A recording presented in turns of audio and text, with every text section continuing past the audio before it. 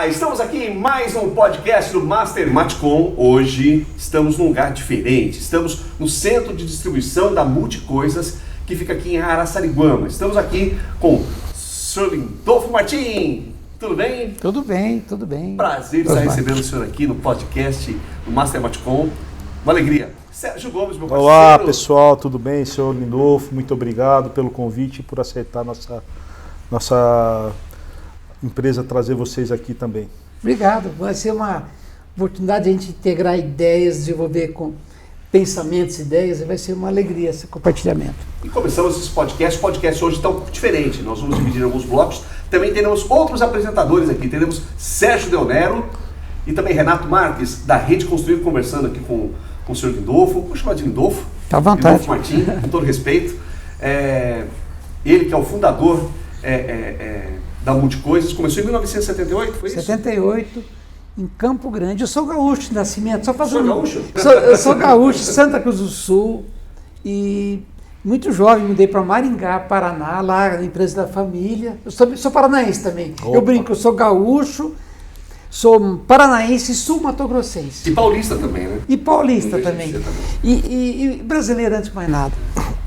E daí, assim, quando eu mudei em 78 de Maringá para Campo Grande, foi o estado recém-dividido, né? Tinha acabado de dividir o estado de Mato Grosso do Sul, eu fui nos aventureiros e comecei lá um pequeno negócio chamado Multicasa. Foi assim que começou. Em 78. 78. Muito bom. Senhor Lindolfo, esse início deve ter sido, eu imagino que até a fundação da Multicoisas, toda a história anterior é uma história muito parecida com os donos de material de construção. Montaram uma lojinha familiar num lugar ali, ou trabalhava com o pai, depois abriu a sua e tudo. E aí a gente lembra uma frase de um amigo nosso que da Rede Construir, que ele falava assim, ó, ninguém fica famoso à toa. Quando eu conheci o senhor, eu entendi que a Multicoisas não é à toa. Tem muito mérito e muito do seu conhecimento e do seu estilo, da sua forma de tratar a vida e os negócios. Então, qual é a palavra aí para quem está começando, né? Muito bom, Sérgio. Olha, você me inspirou a resgatar uma reflexão muito profunda que eu aprendi esses dias. Da onde vem a intenção, eu chamo até o from, de onde parte o que você vai fazer. E o from que me moveu para Campo Grande foi lá no comecinho, com um pequeno capital emprestado do pai, era construir uma organização que valoriza o conhecimento e as pessoas. Já foi isso o meu from que levou, e logicamente, como todo pequeno negócio, era sobreviver daquilo. Daquele fazer, daquele servir, né? Até aí tá tudo igual com o material de construção. Tudo igual. É a Multicasa, inspirado no desenho Os Impossíveis, né? Tinha o homem mola, o homem fluido e o multi-homem. Foi daí que eu criei, porque quando você começa pequeno, você tem que criar tudo, não tem agência, não tem nada. E eu precisava dar um nome para o negócio, vinha de uma experiência muito diversificada da família, lá de Maringá, o Centro Comercial Tiradentes, que é uma empresa que existe há mais de 50 anos. E daí eu falei, Multicasa, quando eu vi o desenho dos Impossíveis, isso vem, o from, novamente, é a inspiração. Quando você tem um from, você olha uma coisa e vem a sincronicidade, a outra palavra poderosa. Quando você pensa uma coisa, as coisas começam a acontecer. E isso, vocês estarem aqui hoje, tem uma razão também desse compartilhamento, né? E então, o from, a intenção era construir uma organização que valoriza o conhecimento das pessoas, e o pensar em rede já estava atrás disso, porque as ideias da empresa da família não davam certo. Eu tinha uma opção, ou continuar lá, naquela regra de família que era, vou chamar o coletivo que eu estava, ou começar minhas ideias. Isso eu incentivo muito pais e filhos, quando eles não combinam o que fazem, cada um segue o seu caminho de boa. Porque, às vezes, pai e filho, principalmente em empresas antigas, ficam conflitando os papéis e não definem o rumo do futuro. Então, aliás, para a sucessão, que é uma jornada que todo mundo vai passar, fica um pouquinho dessa mensagem. Vamos falar disso daqui a pouco. Vamos falar. É isso aí. Eu acho que, assim, eu já fui franqueado, não tive a honra de ser um franqueado de coisas que eu tenho certeza que o resultado ia ser diferente, só de conhecer o senhor. Mas eu entendo que franquia é um casamento. Né? A gente chega lá naquela hora de assinar um contrato, é uma felicidade, abriu, inaugurou a loja, não é uma felicidade, mas tem a rotina. Nós temos um amigo chamado Pico Machado, ele diz que o extraordinário é construído pelo ordinário. O ordinário é aquela coisa de todo dia. Né? E não é fácil. Rotina não é brincadeira. Por isso que eu comparo ao casamento. E casamentos dão certo, casamentos dão errado. Né? Com essa analogia do casamento e essa responsabilidade sobre vidas, porque as pessoas muitas vezes se empenham a vida nesse negócio. Né? Como é que o senhor olha o franqueado, como é que é essa relação e como é que isso é estruturado dentro da Multicoisas? Pergunta profunda e eu assim, muito feliz pela pergunta, porque a analogia que eu faço das relações é exatamente baseada no casamento, né? E voltando novamente ao Fromm, né? Eu acho que quando as pessoas vão se unir numa relação, tem que entender a motivação do Fromm, de onde vem aquela motivação e o sentido de olhar para o futuro. Porque se o Fromm for, eu vou ter segurança no negócio testado, eu vou fazer isso porque eu vou ser igual, tem um Fromm errado. Porque o Fromm não é, eu vou fazer dar certo isso aqui, aproveitando aquela tecnologia, seja de rede construir, seja de multicoisas. Então é muito importante de onde vem essa vontade. E da mesma forma que o casamento, existem muitas mortes e muitos nascimentos durante uma relação. Normal, é da vida, o ciclo é da vida.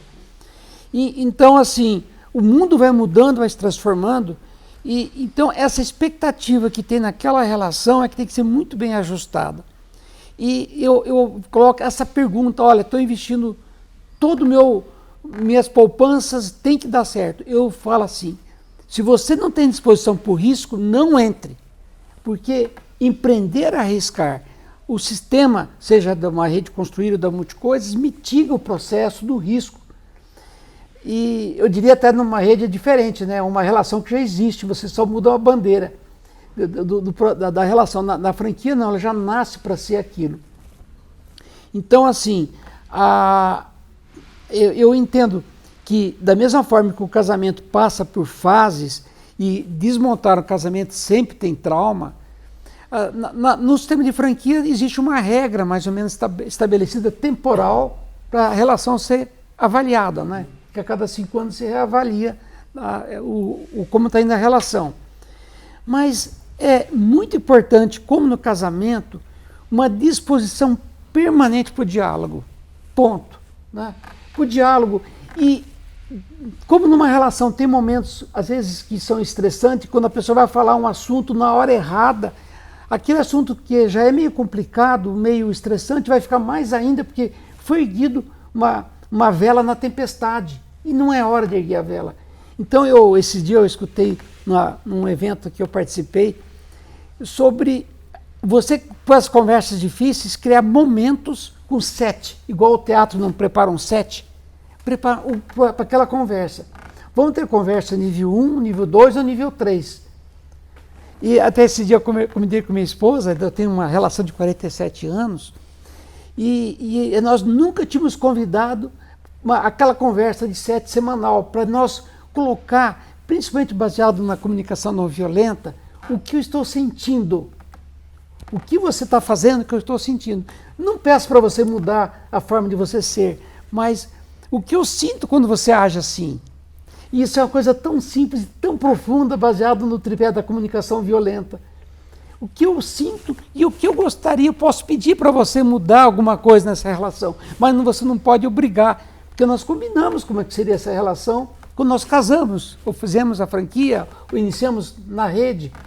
Mas o set da conversa, do diálogo, é fundamental. Eu não sei como acontece isso dentro da rede de vocês, né? Sim. Mas, enfim, nós temos, dentro do sistema de franquia, nós temos as reuniões regionais, nós temos o conselho de franqueados, e nós temos as conversas dos consultores com as lojas, para que essa conversa seja sempre monitorada, acompanhada no processo, principalmente os indicadores de desempenho da operação. Ticket médio, CMV, margem de contribuição, enfim, os números que são um pouquinho mais pragmáticos que numa relação de casamento, né? Tem índice, né? Tem índice. O casamento Isso. não tem índice, né? Mas tem índice Tem, também. E tem é um índice de felicidade. tem. Você olha a cara da esposa, você sabe como é que tá, se tá funcionando ou não.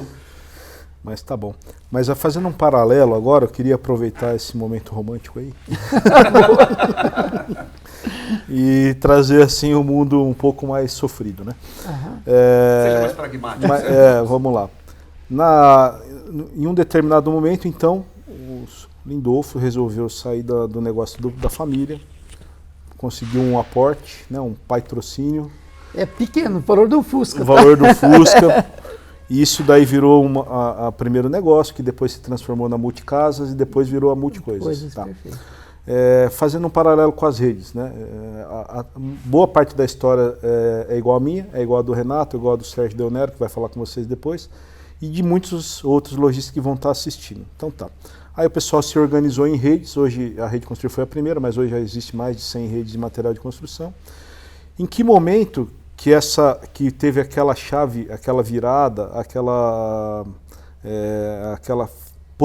fortalecimento de posicionamento que a Rede Construir já conseguiu fazer no passado, outras redes estão conseguindo, na sequência cada vez mais rápido, né?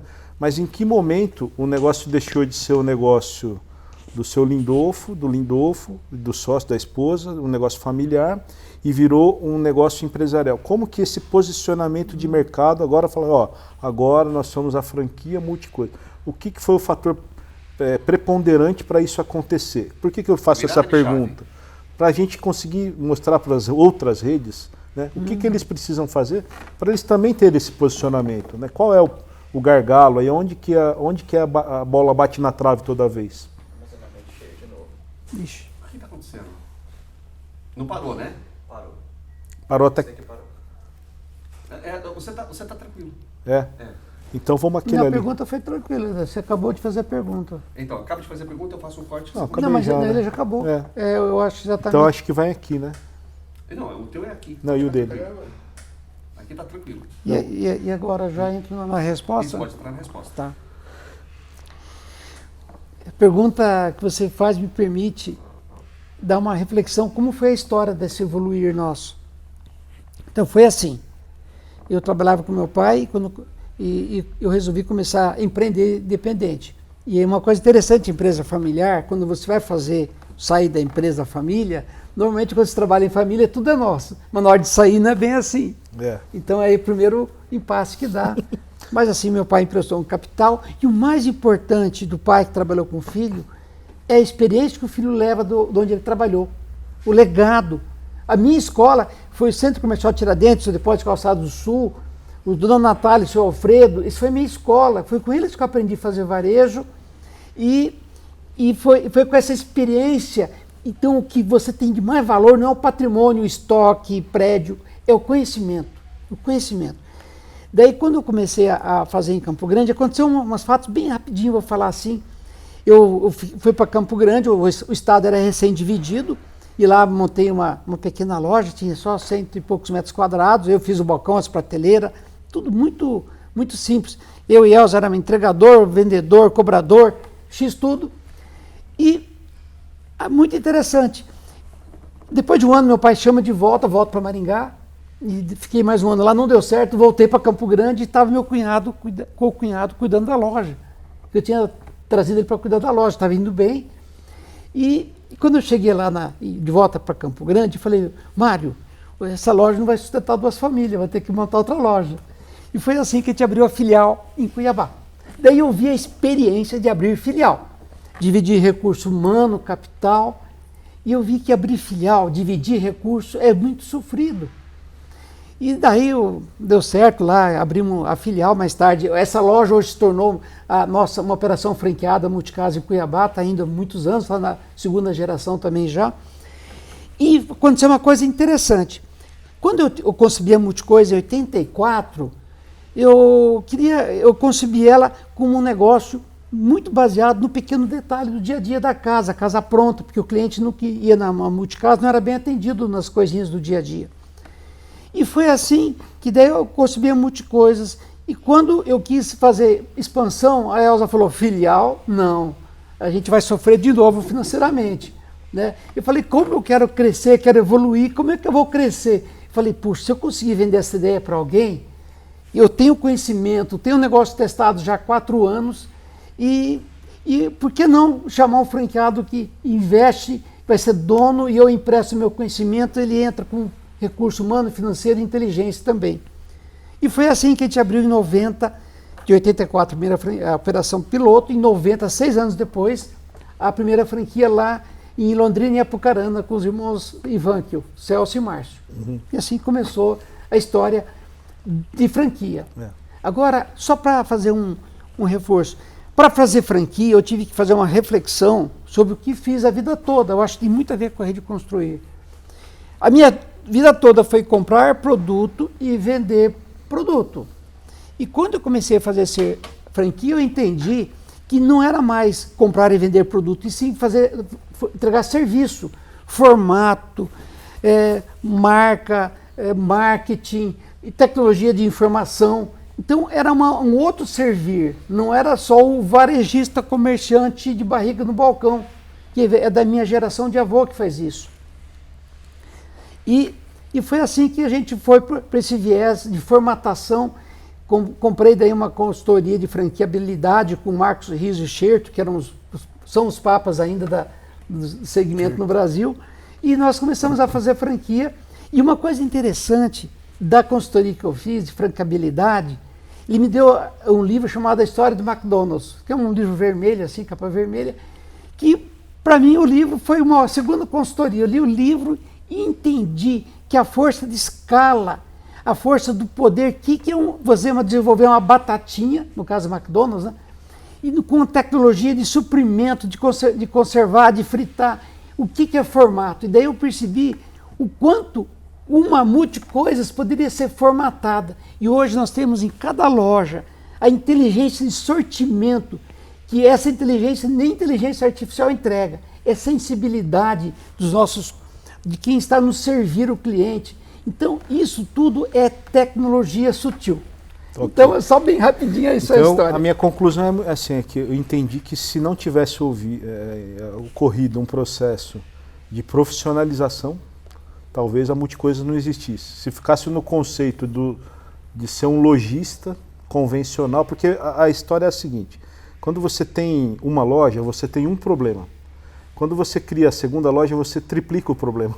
Você não duplica ele. O crescimento não ele é exponencial. Porque você vai ter que fazer transferência de estoque, você vai ter que ter uma coisa que você não tinha, controlar 2 equipes, uma equipe às vezes compete com a outra. Então você triplica o problema se você tem 2 lojas. Então, eu posso afirmar que se as redes não buscarem profissionalização, não buscarem pessoas fora de mercado, buscarem pessoas que não sejam propriamente dito o lojista que criou a rede, ele cria com uma intenção, mas a rede ela vai se transformando num negócio. Será que o lojista consegue dar conta da loja dele e da rede ao mesmo tempo? Será que ele consegue sentar na cadeira de gestor de rede e desligar a chavinha da cadeira de dono de loja? Né? Ou será que ele consegue, ou ele mistura a gestão? Né? Como que é? Muito interessante essa reflexão sua. A gente está conversando aqui, está borbulhando as coisas na minha cabeça aqui. Você está falando de mindset. Tá? E essa palavra profissionalização é uma palavra até às vezes meio perigosa, sabe? Porque nem sempre aquela visão... O que você pensa em profissionalização? Normalmente é alguém que não é da família, que não é da empresa, que não está no legado da história. É o cara de fora. Serve. Esse aí na cabeça dos outros serve. Normalmente é isso. Santo né? de casa. Santo de casa não faz milagre. Né? E eu diria assim, nesse processo vamos chamar de formatação, profissionalização, a gente não tem uma palavra mais próxima para batizar o que seria esse mindset, novo mindset, que não o do dono que sobrevive de comprar e vender produto, atender pessoas no balcão e fornecedores. Então, nessa jornada aconteceu umas coisas muito interessantes. Por exemplo, de onde saiu, por exemplo, quando eu comprei o primeiro computador, o CP500. Olha, eu sabia que a direção, o From, era informatizar. E fiz lá um financiamento em dólar, Se aquele computador não funcionasse, eu ia ter divórcio, porque a dona Elza não queria comprar o computador. E o raio do computador não funcionou. Era um software em COBOL. E eu passei daí comecei a desenvolver sistema. Desenvolvemos sistema há 40 anos por causa disso. A direção estava certa, tá? Que era informatizar. O começo não foi correto, a compra foi errada. Então, essa visão, eu entendo assim, o mindset, principalmente do dono, ele tem que ser mudado ao longo da evolução do negócio, tá? Agora, o importante, na minha visão, não é ter 1, 2, 3. Todo mundo fala que às vezes entra Escala. na rede e quer 2, 3, 4, 5 Escala. lojas. Vai uma. A coisa é assim, eu preciso ser feliz do meu servir, tá?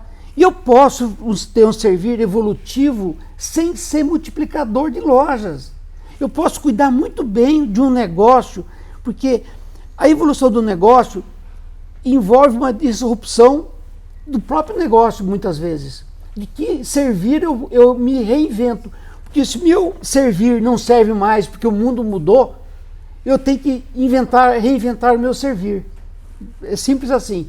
Eventualmente agregando mais serviço, eventualmente agregando um novo valor que meu servir não entregava inicialmente. Entendi. E no caso aqui do Matcom, tem tanto servir especializado. No caso de vocês, tem entrega de material bruto, tem orçamentos complexos de entrega, tem entrega fracionada, tem relacionamentos profissionais, enfim, eu tenho um servir fantástico pela proa, que não é só preço-produto. Tem gestão, tecnologia, tem preocupação com o tempo de vida do cara fora da loja, que a gente coloca isso na balança também. Já sugeri para vários lojistas, falei, olha, cara, você vai fazer igual ao seu pai, às vezes o cara está na terceira geração. Uhum. Quer fazer igual ao seu pai, seu avô, quer morrer aí dentro da loja? Para que esse patrimônio, para que essas coisas?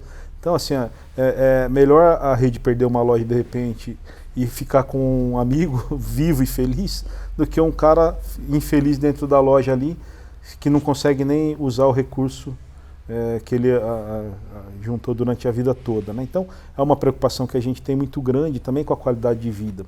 A tecnologia como ferramenta de gestão, a gente entende que é uma premissa, né? Se toda vez um amigo, o Ito, amigo e sócio, né? Ele sempre fala, brigou com a tecnologia, você já perdeu, né? Então é assim, meu primeiro computador foi uma história muito parecida, né? Não funcionou também, mas pelo menos a gente já começou, né? Então, assim, eu acho que a gente talvez vai reforçando uma ideia que eu sempre tive da dimensão do trabalho que a gente faz. As pessoas que acabam conhecendo a gente que vem prestando serviço, muitas vezes acham que você só quer fechar um contrato para receber dinheiro, né? O dinheiro é importante, é bom, a gente gosta de receber também. Mas tem uma grandeza por trás de tudo isso daí, que eu e o Osmar, a gente conversa muito disso, que é quantas pessoas a gente, direta ou indiretamente, pode estar afetando com uma decisão tomada. Numa rede, a gente fez um levantamento uma vez, eu acho que só na regional de São Paulo a gente estava falando de 3 mil pessoas, com a família de cada um, com os colaboradores, a família dos colaboradores. Então, assim, se eu influenciar diretamente a vida de 3 mil pessoas com uma atitude certa ou errada, né? Então, essas inspirações são válidas. O lojista, por sua vez, ele tem que entender que ele pode também trazer a gestão dele da forma que ele achar conveniente. Tem lojista que é expansionista, tem lojista que não é, tem lojista que quer trabalhar sozinho, tem lojista que gosta de trabalhar em grupo, mas é tudo válido. O que a gente tem que entender é o seguinte, que a gente tem que provocar o maior número de pessoas possível até para influenciar e motivar quem não teve esse tipo de sucesso ou quem tem dúvida, insegurança, né? Aí sim entra o nosso papel. Eu já faço um convite já de antemão, depois o Osmar, se ele pode editar se ele quiser, que o senhor passe a contribuir com a gente, nem que seja com textos, entendeu? Essas inspirações são muito boas. É verdade. Eu perguntei para o senhor de novo, agora há pouco, o senhor fez uma live? Fiz a gravação no Instagram. Fiz a gravação do Instagram rapidinho, fizemos um story rapidinho e eu perguntei, crescimento ou desenvolvimento? E o senhor me respondeu? Evolução. Evolução. As lojas estão muito preocupadas com números, mas somos pessoas. São pessoas que consomem os produtos da Multicoisas, são pessoas que trabalham nas lojas, são pessoas na administração. Nós lidamos aqui com gente o tempo todo, em todos os lugares. Todos eles com expectativas diferentes. Como é que administrar tudo isso? Boa. Então, essa palavra é instigante, crescimento, né? E a gente vive hoje a ditadura do crescimento. Assim, bom, tem um ditado que diz que não cresce morre. Mas eu falei assim, o mundo, se todo mundo quer ser um unicórnio, o que vai ser o mundo? Os recursos são escassos, a natureza está se exaurindo. E de uma forma muito rápida. Tem prognóstico de futuro que em 20, 30 anos nós exaurimos os recursos nessa demanda que a gente está executando até o momento, de demanda energética, enfim, de todo o consumo. Então, assim, a palavra que eu tenho, o mantra que eu tenho trazido para a minha vida é evolução. Como a gente evolui. Evolui significa uma coisa, até pegando a teoria de Darwin, né?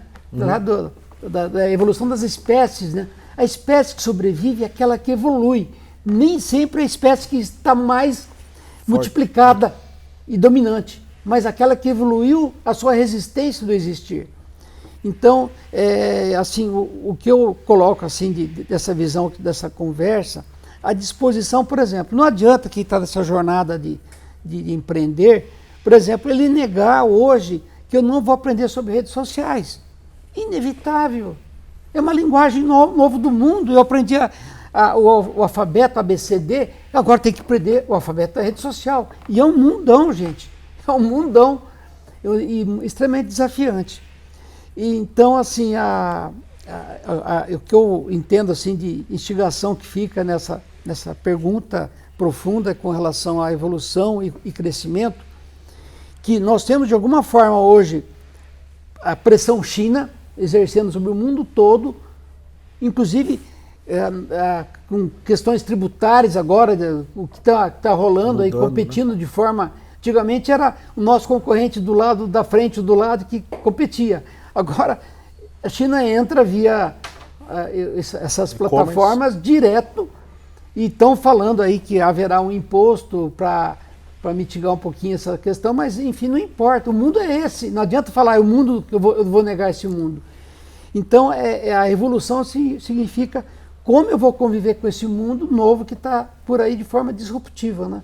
E o comportamento das pessoas afeta diretamente o mix de produto, afeta layout de loja, afeta comportamento de loja, afeta posicionamento de loja, e esse desafio todo. Falamos da China, né? A China é muito focada em crescimento, né? Talvez seja o estereótipo do crescimento versus o desenvolvimento, né? Não está muito ligado ao desenvolvimento humano. Hoje o Kotler, ele coloca que nós temos pela primeira vez na história da humanidade 5 gerações sobre a Terra, dos baby boomers à geração alfa. Como lidar trabalhar o mix de produto adequado para chegar até o consumidor, como fazer essa... É fácil? É difícil?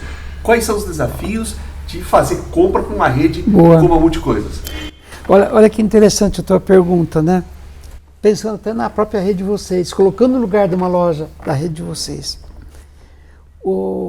Você recebe pressão de 2 lugares mais importantes. Um é o mercado do teu servir, qual é o mercado que está na minha vizinhança, e outro é o fornecedor que quer colocar produto nesse mercado. De qualquer jeito. Então, você, nesse miolo, você tem que ter a ciência de como ter o produto correto para esse mercado, com minha proposta de servir, uma loja mais focada em bruto, outra mais em tinta, outra mais focada em ferragem, outra mais focada em madeira, outra mais focada em, enfim, N coisas, né, hidráulica e tal.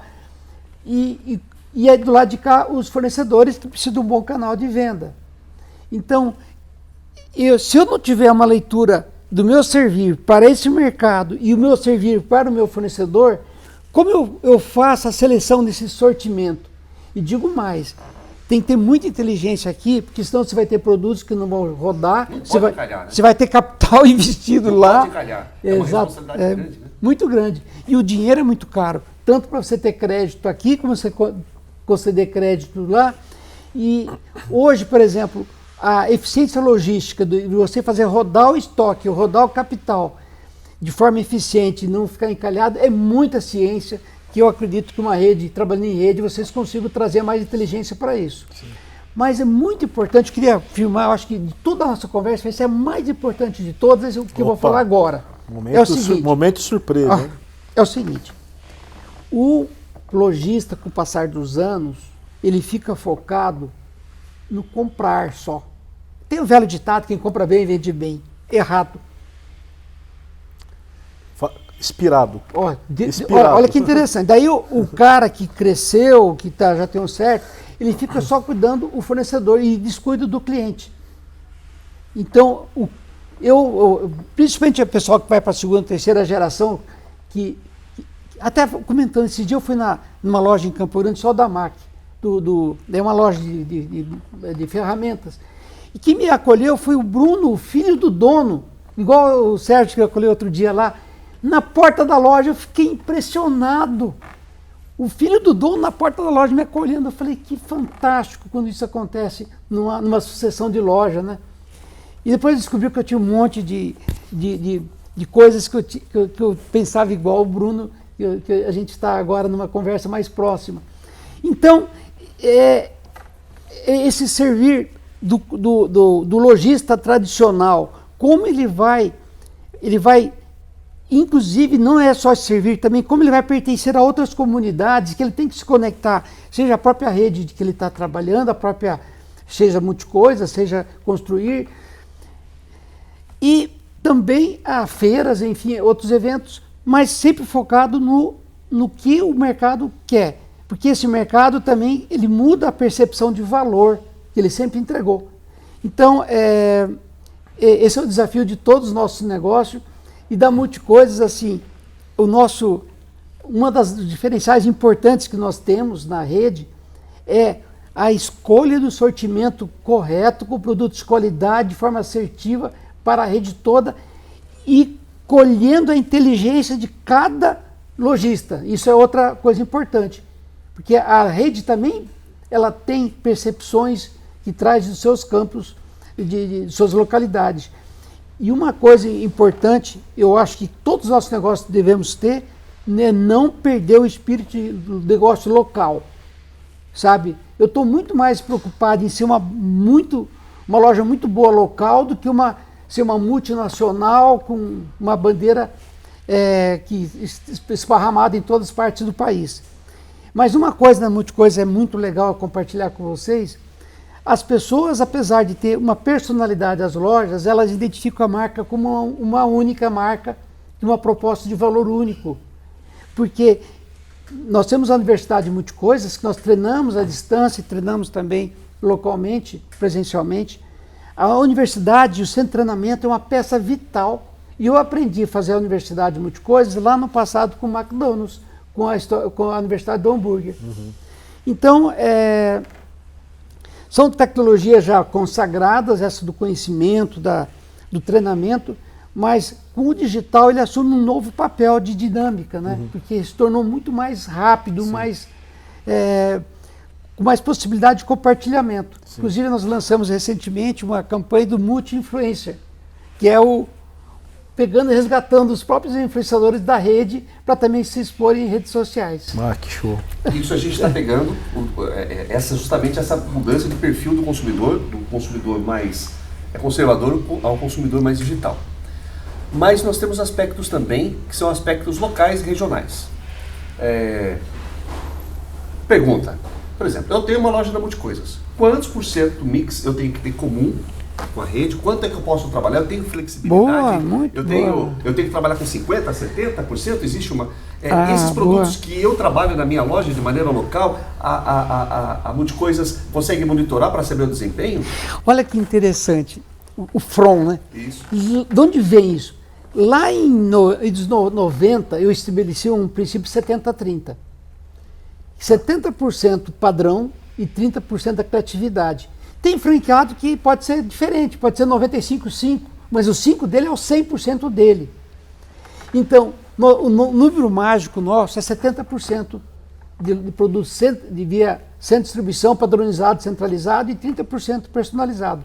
Mas tem loja que é feliz, diferente. Ela pega 95% centralizado e 5% dela. Ok. Então a gente respeita essas individualidades de cada loja. Flexibiliza. Flexibiliza. Mas esses, vamos falar dos 30%, dos 70%?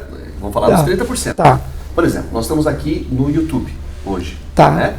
Ele pega o nosso conhecimento e divide o nosso conhecimento e armazena o nosso conhecimento vai lá para a inteligência artificial. Tá. Né? Da Multicoisas, por exemplo, nós tem lojas que trazem case para dentro da Multicoisas. Por exemplo, esse produto está girando bastante. Sim, Traz pra dentro. não, isso eu incentivo demais. Essa colheita de informação da base. Por isso que a gente tem das categorias de produto é experimento. Chama-se uma categoria. Experimento. Fantástico. Então aquele produto está na categoria de experimento e que está naquela fase de a gente experimentar ele, como vai ser o desempenho da rede. Até analisar o desempenho. Agora, nós temos melhoria para fazer sim também nessa comunicação, porque comunicação é um grande problema, né? O que acontece normalmente, isso é de toda a rede, vou contar uma dorzinha de rede. Posso contar? Pode, deve. Às vezes, pelo menos a gente sofre junto. Isso é problema de família, sim. Às vezes tem uma coisa legal que eu descobri na minha loja, eu quero ficar só para mim. Não, nas outras redes só, na nossa não. Antes da gente encerrar esse bloco, esses dias nós tivemos a pessoa e a mesma demanda, a minha e do Sérgio. A pessoa é uma pessoa que dá bastante sugestões. Mas quando a gente está em rede, a gente tem uma responsabilidade muito grande sobre aquilo que a gente dá de sugestão, porque a gente está lidando com vidas e com milhões. Né? Então, uma sugestão errada compromete a vida de muita gente e compromete milhões. Eu sempre digo que em rede a gente não pode dar sugestão, a gente tem que vir com boas práticas. Tá. Eu usei isso na minha loja, eu pratiquei, isso deu resultado, eu apresento. Porque a pessoa primeiro, minha esposa, eu falo que eu sou casado com uma mulher linda e muito sábia. Ela fala que a gente tem que comer o que a gente faz antes de poder oferecer para o outro. Perfeito. Né? Então, como é que faz para se livrar do palpite e se trazer para boas práticas? Números, né? Número. Mas eu vou colocar assim nós tivemos muitos anos nas convenções um momento chamado Fiz e Deu Certo. Esse deu certo era com cifrão, assim, né? Mas engraçado, no final do Fiz e Deu Certo, alguns franqueados falavam assim: pô, mas isso que ele está fazendo lá não tem nada de novidade. Mas era, para quem apresentava, um novo olhar para uma prática antiga. Então, que você falou assim, como a gente testa que um produto está indo performando? É pelo giro, pela margem de contribuição e pelo desempenho dele. Que ele deixa de resultado. E pela complementaridade de sortimento também, que às vezes todo varejo tem seus ossos também para carregar, que faz parte da missão. Aliás, missão, nós temos um segmento do nosso sortimento que chama Mix Missão, que nós precisamos ter independente do performance, porque são produtos que são a razão de destino da loja. Eu chegar lá e achar um vedante de uma torneira, de um engate de torneira, é um destino da loja. Uma carrapeta, um vedante de torneira. Então, conveniência. Vender fio, 2 metros de fio. Então, são coisas que nós precisamos servir independente do resultado. Tá. Agora, só assim, avançando um pouquinho mais, o grande desafio do Brasil hoje é o tributário. O tributário fala mais alto que o logístico, cara. Faz todo mundo desistir desse É impressionante, assim, eu estava comentando aqui ao vir para cá, que nós tivemos que ter opções de logísticas que as mercadorias viajavam entre estados só para ter uma resposta tributária que agora, inclusive com a ST, que é um absurdo você pagar um imposto antes dele ser demandado pelo consumidor. E é arbitrado. E quando ele muda de estado, que confusão que fica. Então, eu fico impressionado, só para repercutir um pouquinho mais. Gente, se nós não simplificar, você vê essa história de PIS, COFINS, base de cálculo, que bagunça! Fica uma zona cinzenta que até vai verificar o resultado do negócio é complexo. Porque tem uma zona cinzenta de risco tributário que ninguém sabe. Então, assim, para dar um pouquinho de vida como ela é, que nós enfrentamos, é uma realidade assim que nós, empreendedores, precisamos lidar e estudar o tributário. Sempre eu levei muito para mim, eu nunca deixei só na mão de terceiros, eu sempre trouxe para mim esse problema. Sim. Então, entender o tributário no Brasil é um desafio. É um ótimo alerta, eu acho que tem tido uma ressonância no novo governo, independente do partido que a gente defende ou se não defende, mas ouvi isso daqui, né, de um empresário em consonância com o vice-presidente, cuidando dessas coisas, é importante. Passou da hora, ninguém aguenta mais, o medo paralisa. Quantas coisas a gente deixou de fazer, né, mesmo no grupo, às vezes a gente queria fazer algum empreendimento, deixou de fazer por causa do medo do Sérgio, tributo. E a coisa mais complexa nisso tudo é a pessoa não crescer para não ser simples, não poder evoluir. Não pode crescer. É assim, porque ela está mais preocupada com a rentabilidade. Não, e assim, é matemático. Sim. Saiu do simples, perde 7%. Ou seja, se ela tiver com a margem de 4, vai ficar menos 3%. Então, como? É uma esquizofrenia tributária. Tem um franqueado que fala muito, o Cláudio lá do Rio de Janeiro, ele tem essa bandeira da esquizofrenia tributária, né? É um processo esquizofrênico e não existe bandeira para mudar isso. Assim, vai mudar o teto do simples e se arrasta anos e aí qual a pior consequência? Né? A pior consequência é a sonegação. Eu e o Sérgio Del Nero, que vai estar com vocês daqui a pouco, nós fizemos um experimento, né? Nós tivemos a oportunidade, depois se o Osmar quiser ele edita, né? Mas assim, nós tivemos a oportunidade num curso de MBA de varejo de transformar todas as teses num livro. Então nós escrevemos um livro falando de material de construção. E a minha turma, que era a mesma turma do Sérgio Del Nero, a gente ficou com uma missão relacionada ao tributário. Então a gente não podia falar que a consequência da forma de tributação era a sonegação. Se a gente falasse isso, a gente ia estar criando uma prova, né? Porém, a gente queria fazer a coisa da forma mais verídica. Então, o que a gente fez? A gente pegou histórico comercial de 3 ou 5 empresas diferentes ao longo de anos e fez toda a simulação do que ela pagou de imposto, do que ela realizou comercialmente, e a gente aplicou os impostos como se ela tivesse pago pela lei, né, pela tributação vigente e tal. E aí a gente não falou que ela sonega, a gente só falou assim, a loja tem 30 anos. Se ela tivesse pago os impostos da forma que era exigido dela, ela teria quebrado em 15. Se ela existe em 30, alguma coisa ela está fazendo com a margem de lucro dela. E a gente colocou isso numa publicação, é público isso. Entendeu? Então assim, a gente conseguiu provar que o modelo de tributação com as margens aplicadas traria o fechamento das lojas num tempo menor do que elas existem hoje. Então a gente não falou em nenhum momento que as lojas sonegavam, mas a gente provou matematicamente. E como competir com a informalidade hoje também. E aí tem um outro problema também, né?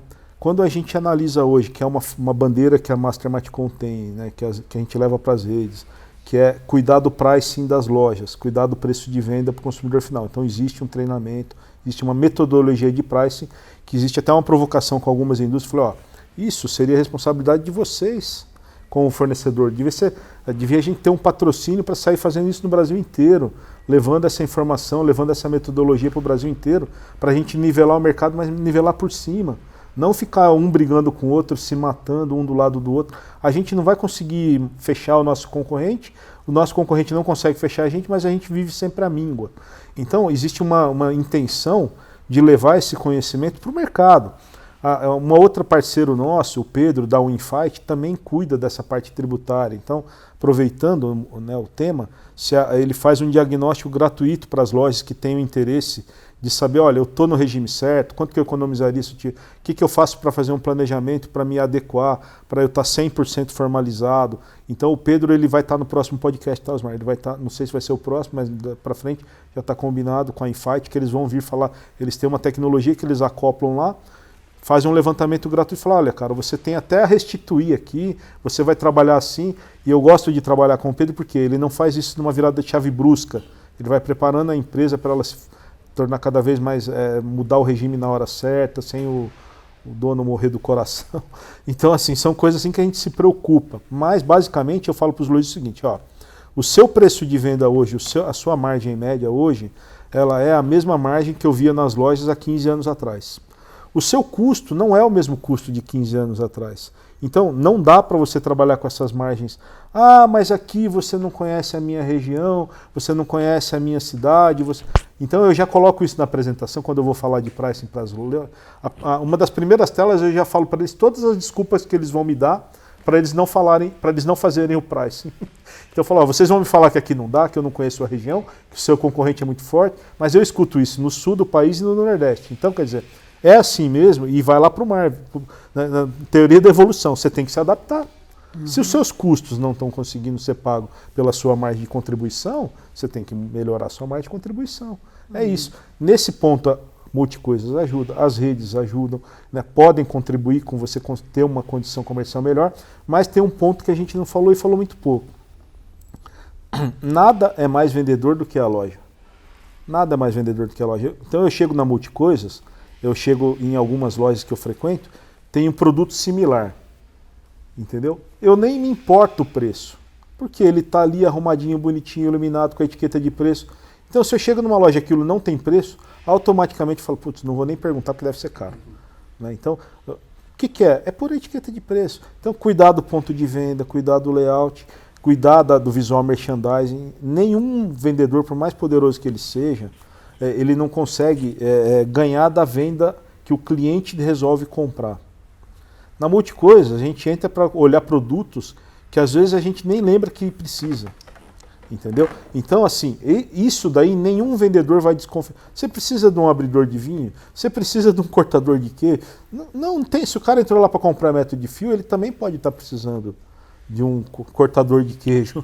Então, esse é o conceito. A loja, ela tem que se vender. Né? E é uma coisa que a gente despreza. Eu tive a oportunidade de mostrar para um grupo de distribuidores 42 fotos de lojas, falando para eles, ó, esses aqui são os caras que vocês querem vender produtos. Olha como está a loja deles. E fui mostrando loja iluminada, não iluminada, loja suja, loja que não tinha um espaço para pôr mais nenhuma agulha. Como que vocês querem, né? Como que a gente está como distribuidor amparando o lojista para ele ter mais espaço na loja dele, para ele ter um layout, para ele ter um visual merchandising. Isso daí, na última linha, deveria ser também uma corresponsabilidade da indústria, do distribuidor. E é por isso que surgem tantas redes e agora franquias, né? A franquia surgiu até antes da rede, se eu não me engano, mas assim, hoje a Rede Construir foi pioneira, tem mais de 100 redes. Eu acho que elas estão fazendo esse papel de eliminar esse desamparo que vem vindo dessa cultura, né, do mercado. Então, esses dias, uma empresa de material de construção fez 100 anos. Aí eu falei, se isso pode ser bom ou pode ser ruim. Porque ele pode estar fazendo há 100 anos a coisa do mesmo jeito. Então, assim, porque ele não precisa mudar. Ele está vendendo commodity. Né? Você chega lá, o escritório lá do cara é de 100 anos também. A cabeça dos caras são de 100 anos. Então, a gente precisa entender que essas mudanças são importantes, são necessárias e elas são vitais. Eu fiz uma provocação para o Osmar. Não sei se vou fazer para o senhor. Quantas lojas de varejo puro, de material de construção, no Brasil tem mais de 100 anos? O senhor sabe? É bem poucas. Mas varejo mesmo? Qual o senhor lembra? Não lembro de nenhuma. É porque não tem. Ah, não tem? Não. Acha. Existem algumas especialistas. Casa da Boia. Casa da Boia. Mas é assim, mas varejo, material de construção. Nós temos a Leroy mesmo, que não é brasileiro. Isso, então assim... lembrando dos antigos aqui, né, tinha o Emura, tinha o Barbacena, aqui, o Moscoco, né? Então, se existir alguma, até manda pra gente conhecer. Antigos, Porque eu puxei o cadastro e não achei. Te falei a Casa do Nordeste, que tem lá, mas é uma loja só que tem em Taubaté. Mas olha só, Então, será que loja de material de construção é igual moto? Feito para cair? Feito para quebrar? Então, assim, essas provocações. Depois, se o Osmar quiser, ele pode editar. Eu gostaria de deixar esse passar para o próximo tema, que é um tema muito importante. Mas antes disso, nós vamos para o intervalo, rapidinho. Voltamos com... Sucessão. Não, nós vamos voltar primeiro com o Sérgio Del Nero e o Renato Marques. Positivo. Vamos falar de rede e a gente volta na sequência. Positivo. Tá bom? Estamos aqui na Multicoisas, no Centro da Multicoisas, conversando com Lindolfo Martim, fundador da Multicoisas, e papo muito legal, uma aula de varejo. A gente volta já. A Master Matcom, um ambiente inovador, oferece soluções modulares a preços acessíveis para as lojas de material de construção. Com parcerias super qualificadas, a Master Matcom oferece soluções em pricing, tecnologia, departamento financeiro e tributário, marketing, layout, aquisição de equipamentos e muito mais. Seja qual for o tamanho da sua loja ou a sua rede, com a Master Matcom é possível alcançar resultados extraordinários. Junte-se a pessoas de sucesso e descubra como poderá crescer e desenvolver sua empresa. Marque uma reunião com nosso time. Visite nosso site, nosso YouTube e nossas redes sociais. Master Matcom, a sua parceira para o sucesso.